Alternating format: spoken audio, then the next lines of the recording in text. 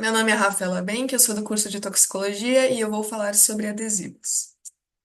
Os adesivos transdérmicos, eles servem de suporte para uma ou mais substâncias ativas.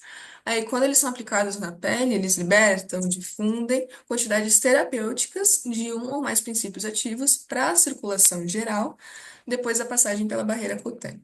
São preparações farmacêuticas que são maleáveis, com dimensões variadas e com propriedades bioadesivas. Mas para quais situações, para qual faixa etária são indicados os adesivos? Então, os adesivos transdérmicos, eles são promissores atualmente porque eles apresentam muitas vantagens em relação a outras formas farmacêuticas. Então, por exemplo, os adesivos, eles aumentam muito a biodisponibilidade do fármaco, porque ele não sofre alterações do pH gastrointestinal e nem do metabolismo hepático de primeira passagem. E ele reduz também muito a incidência de efeitos colaterais. Então, nesse sentido, ele é uma ótima alternativa à via oral. Ele também pode ser uma boa alternativa à via intravenosa, porque ele é uma opção menos invasiva e isso promove muito a adesão entre os pacientes. Ele também permite a incorporação de fármacos com meia-vida curta, porque ele tem um reservatório que permite a liberação controlada. A administração também é muito facilitada, então esse tipo de sistema também pode ser utilizado, inclusive em pacientes que estão inconscientes. E também existe a probabilidade de interrupção da liberação do fármaco em casos de intoxicação, por exemplo, porque daí é só tu tirar o adesivo e pronto.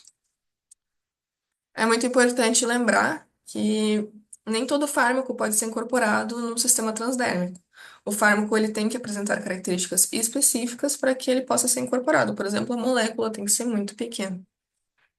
Os adesivos, então, eles podem ser utilizados em diversas situações, como, por exemplo, controle da dor, tratamento hormonal, controle da pressão arterial, controle de doenças neurológicas, analgésico, tabaco-dependência, dentre muitas outras.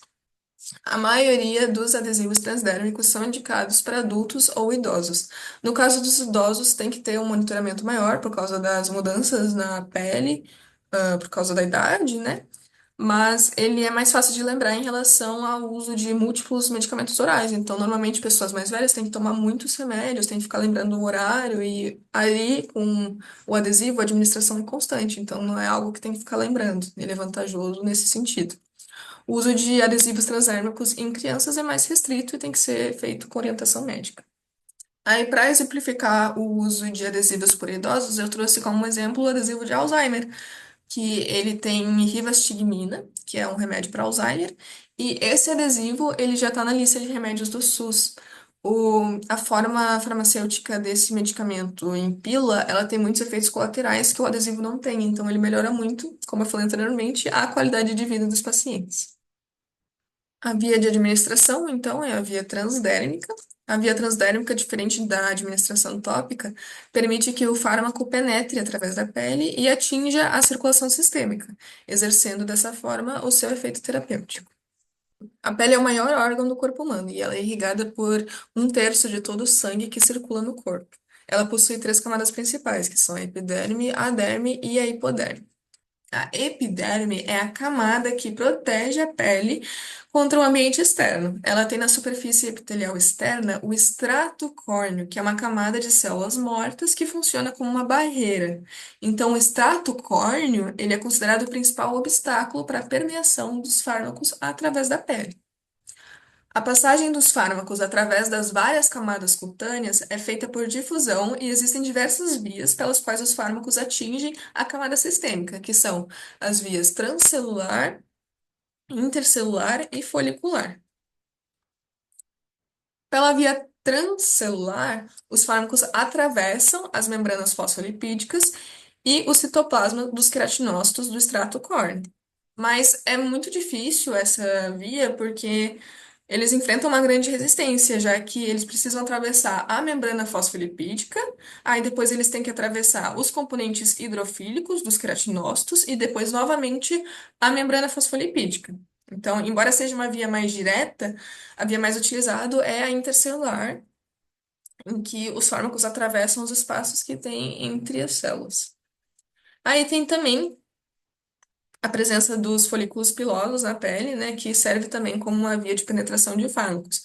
Mas é uma pequena área, então faz com que a via folicular seja menos utilizada. Aí os fármacos atingem a camada dérmica que é vascularizada, e aí eles são absorvidos para a circulação sistêmica, e aí então exercem a sua função farmacológica.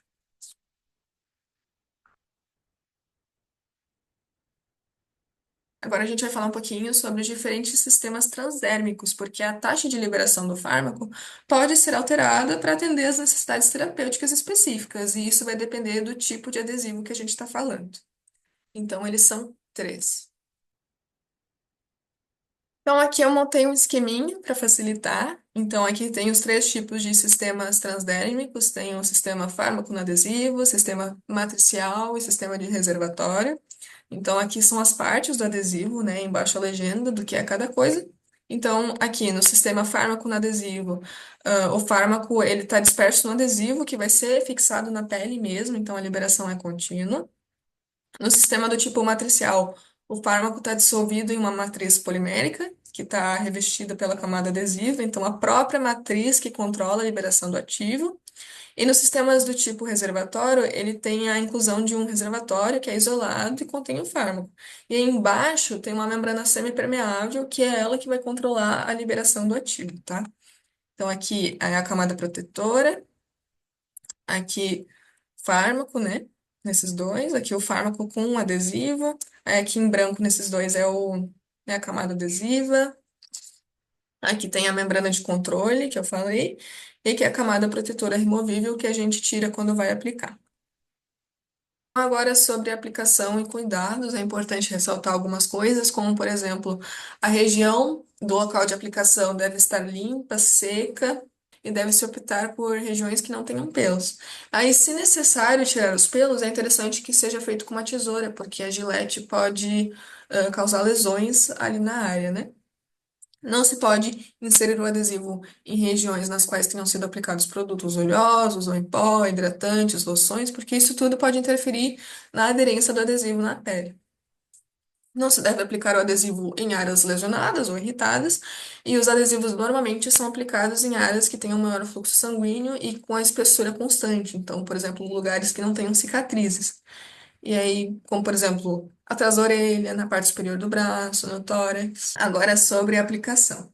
As mãos devem estar limpas. Aí se abre o sachê contendo o adesivo, remove a película protetora com muito cuidado para não tocar na parte colante. Aí coloca o adesivo na parte indicada, né, na região indicada, e aí fica com a palma da mão pressionando por pelo menos 30 segundos. E é isso. Aí, para remover depois, tem que puxar devagar pelas bordas, sem puxar, principalmente se tu estiver atendendo um paciente idoso, porque a pele dessas pessoas são mais sensíveis, né? E na presença de qualquer resíduo, tem que lavar a região com água morna e sabão ou óleo de bebê, para não ficar nada do fármaco. É muito importante ressaltar que o adesivo tem que ser mantido na região de aplicação pelo tempo proposto pelo fabricante. E aí, depois que esse tempo passar, ele tem que ser trocado. E aí, toda vez que for trocar, tem que buscar aplicar numa nova região para evitar irritações ali na pele. Caso o adesivo descolhe, um novo tem que ser aplicado para que se cumpra o período de utilização proposto pelo fabricante. Agora, sobre o descarte e armazenamento. Os adesivos transdérmicos, eles têm que ser mantidos na embalagem original e devem ser conservados em temperatura ambiente, então entre 15 e 30 graus. Não se deve refrigerar e tem que proteger o adesivo da luz e da umidade também. Aí, após remover o adesivo, tem que dobrá-lo na metade, com a parte aderente para dentro e pressionar. Aí depois tem que retornar o adesivo usando o sachê original, então coloca dentro de onde ele veio e descartar de forma segura, fora do alcance de crianças. Agora, para exemplificar e demonstrar a forma de uso, eu escolhi trazer o adesivo de nicotina. Esse adesivo, ele segue o princípio da terapia de reposição de nicotina. Então, ele fornece ao usuário uma dose de um item viciante do cigarro, que é a nicotina, sem o risco de inalar outras substâncias presentes nele, que são muito mais nocivas, como, por exemplo, o monóxido de carbono, pesticidas, etc. Então, ao contrário do cigarro, que promove um pico, né, de alta concentração de nicotina no sangue, no cérebro, que é isso que promove vício, abstinência, a nicotina presente no adesivo é liberada lentamente e se mantém estável ao longo do dia. Então, a ideia é ir tirando a nicotina do organismo aos poucos, reduzindo a crise de abstinência, já que não há nenhuma interrupção drástica. Esses adesivos devem ser trocados a cada 24 horas e tem como efeito colateral mais comum a presença de irritações da pele. Então, se aplica um adesivo de 30 miligramas durante 4 semanas, aí mais 4 semanas, só que agora com adesivos de 20 miligramas, e depois mais 4 semanas, só que com adesivos de 10 miligramas. Aí, dessa forma, vai se fazendo uma redução gradual da nicotina presente no sangue. Alguns pacientes precisam de menos tempo de terapia, enquanto outros ficam fazendo uso do adesivo por 1 ano ou mais. Isso vai depender da tolerância.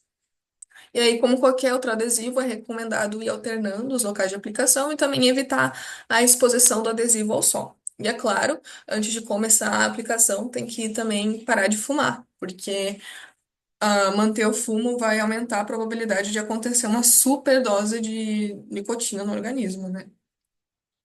O tratamento também tem que ser feito com acompanhamento médico para evitar overdoses.